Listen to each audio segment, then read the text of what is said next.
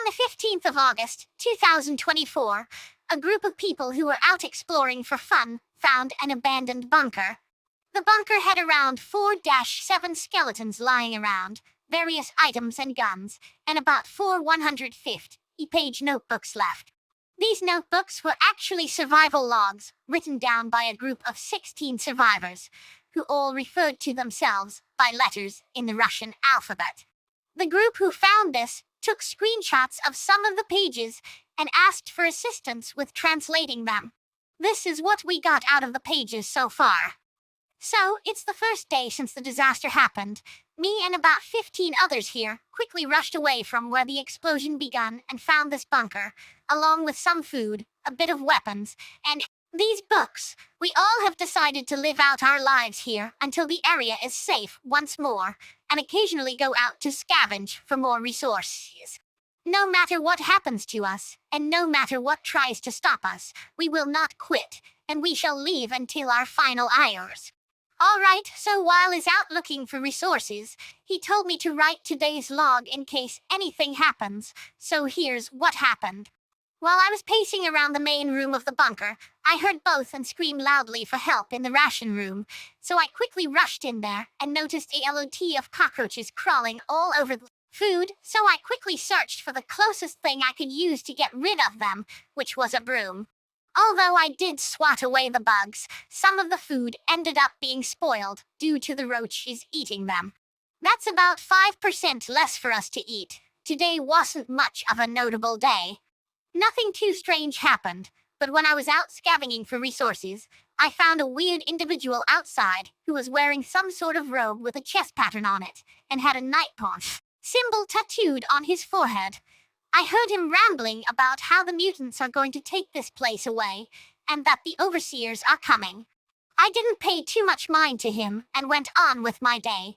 Good news, we have more weapons to defend ourselves with. During one of S expeditions, he found us a handful of weapons and some armor lying about. We decided to keep said weapons and armor in our weapons room for later, and for when we go out to scavenge. All seems to be good for today. Remember the entry about some madmen he found wandering outside? We're starting to think he wasn't so mad after all.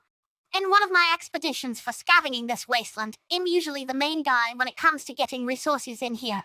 I encountered a strange, pale-skinned humanoid wearing mostly black attire walking down a street. I thought this man was another survivor, so I walked up to him.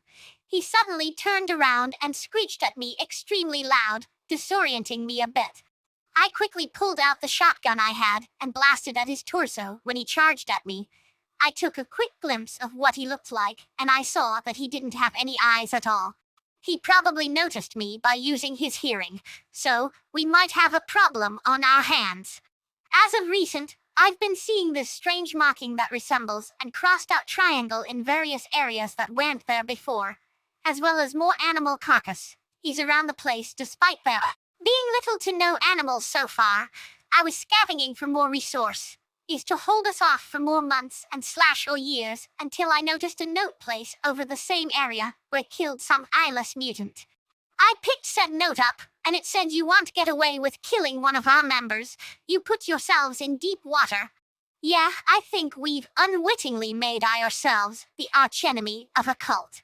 Now although this is and all the pages the travelers have gave us and more will be sent to us by them soon, we can speculate what was going on with the information these logs give us.